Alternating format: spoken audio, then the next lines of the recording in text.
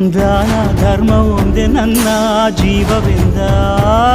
ಕುಲಮತಗಳನ್ನು ಸಮ ಎಂದವನು, ನೆಲ ಜಲಗಳನ್ನು ಉಸಿರೆಂದವನು, ಹೊಸ ಚರಿತೆಯ ಬರೆದನು ಕೆಂಪೇಗೌಡ. ರಣ ಕಲಿಯುವನು, ರಣ ಹುಲಿಯುವನು, ರಣ ಪಡೆಗಳಿಗೆ ಅಧಿಪತಿಯವನು, ಯುಗ ಧರ್ಮೋದ್ಧಾರಕ ಕೆಂಪೇಗೌಡ.